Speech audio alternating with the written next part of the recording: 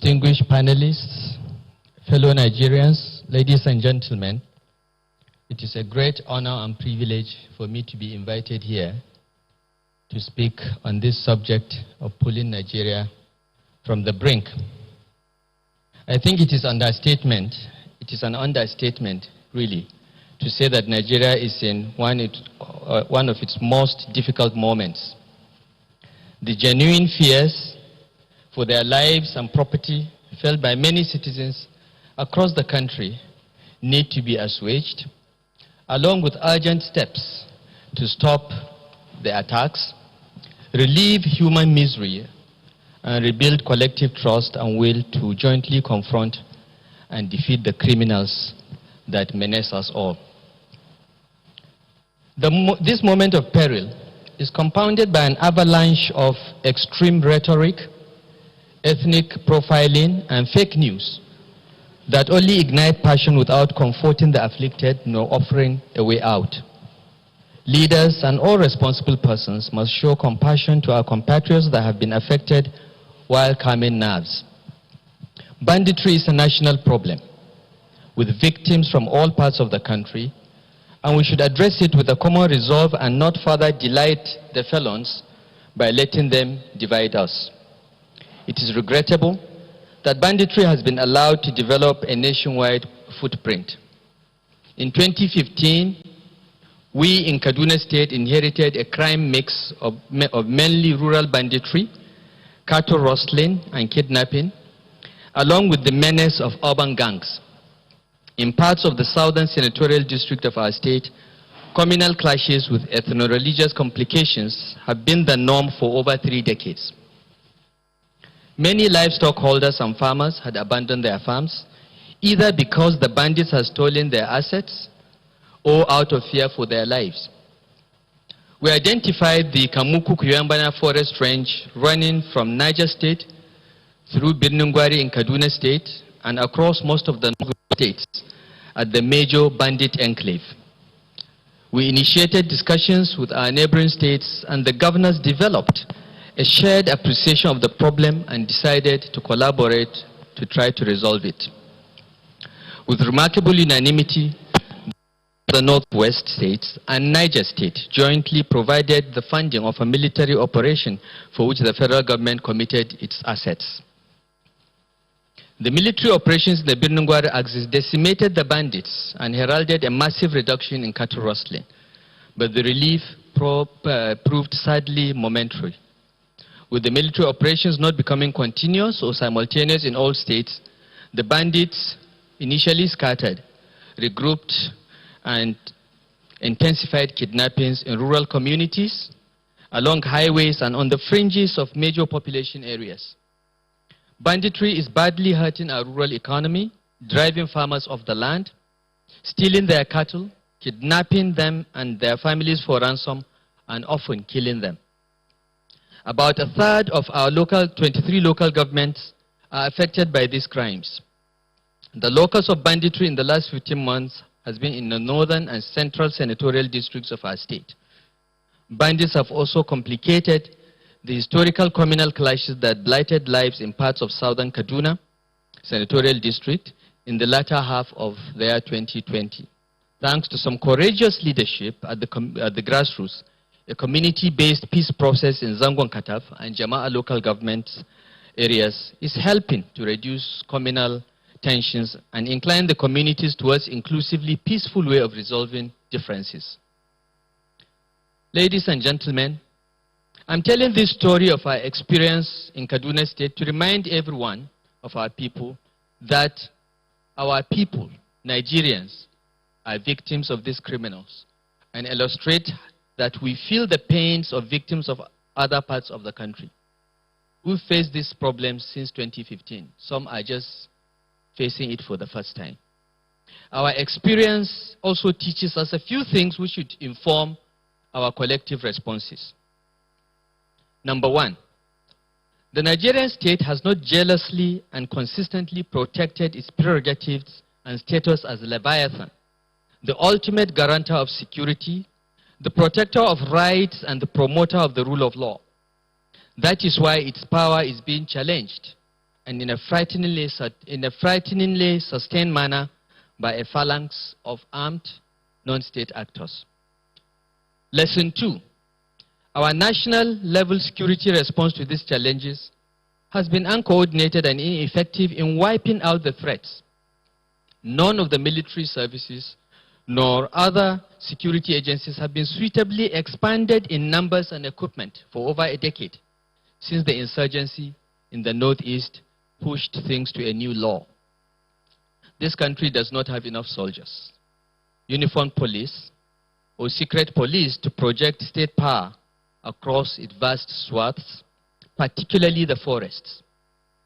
The limited number of boots on the ground are not well equipped and are significantly lacking in the technology that can make their limited numbers matter a lot less. Lesson 3. The justice system operates with ethos that are and at a pace that do not reflect the fragility of the situation and the urgency to demonstrate that the rule of law is meaningful. Prosecutions take too long, so long that many citizens assume that the criminals have long been released, encouraging criminal conduct and raising the dangerous appeal of illegal self-help.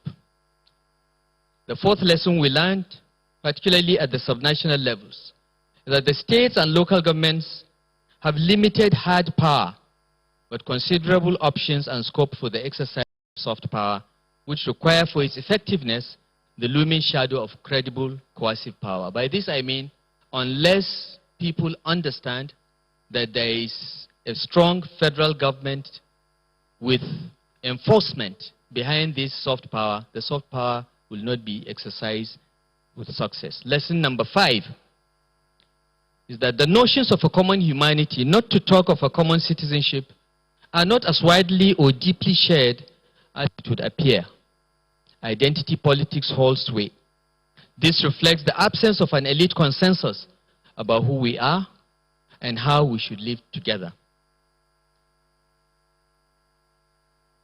But we can overcome these debilitations. Nigeria is not the only diverse country in the world. Neither are we the only federation. We are not the only country cobbled together by accidents of history. We are more integrated than we think, and there are many shared stories of triumph and tragedy. There are fault lines, but we can be rational about managing and navigating them. We can be conscious and deliberate about overcoming some of them while rendering those that remains less toxic. In Kaduna State, where we have 54 ethnic groups, we are implementing a project that conceives livestock production as a viable business rather than as a culture. We are working with a global dairy agent, Ala of Denmark, to deliver a project that sedentarizes herders in a community with roads, veterinary clinics, schools, and health facilities. Ala of Denmark is the commercial and technical manager of this project, called the Mao Milk Project, based in one of our 14 grazing reserves located in Kubau local government area. This project would deliver better life chances for the herders. 1,000 families will be initially resettled, create new businesses, and remove a perennial source of conflict. We hope to replicate this project across more of the grazing reserves in our state. In my view, we must approach organizing our country as a deliberate task, beginning with a collective decision regarding what sort of society we intend to be and the means of attaining it. That collective decision manifests in elite consensus, and it would include an understanding of the medley of measures required to make it happen. It may involve a set of drastic actions to signal a firm direction and some more medium to long-term measures that require patient nurturing.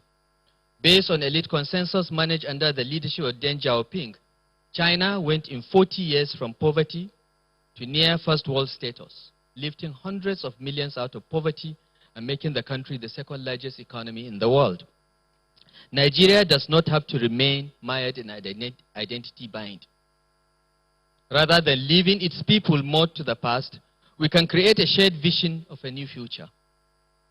We require an elite consensus that to take the poison out of identity politics and emphasize personal qualities, including competence, application, and responsibility. We must be pragmatic in economic and political choices choosing what is efficient above what is popular, caring more for results than the drama of ethno-religious entrepreneurs.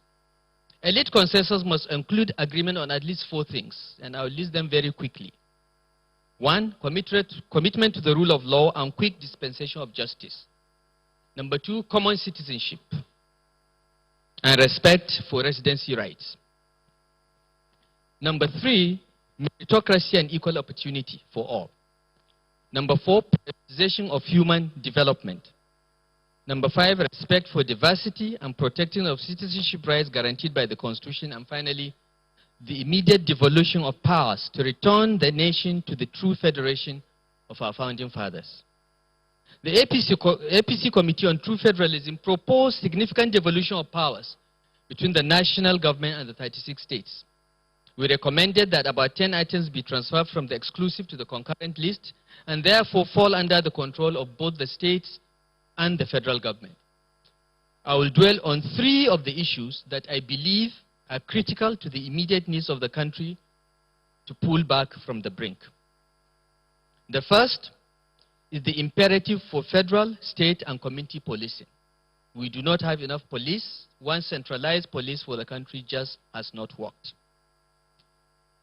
Secondly, we must amend the Constitution and relevant laws to vest control of oil and gas, mines and minerals other than offshore in the continental shelf and extended economic zone in the states that already have control over land under the Land Use Act, with royalties and taxes payable to the federal government and the federation account.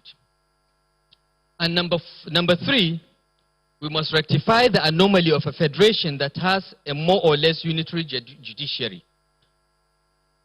Ladies and gentlemen, I am firmly convinced that restructuring on the lines proposed by our committee is a nation-building opportunity. It would allow states to exercise consequential powers, assume more responsibilities, and control resources to enable them to deliver better outcomes for those they govern.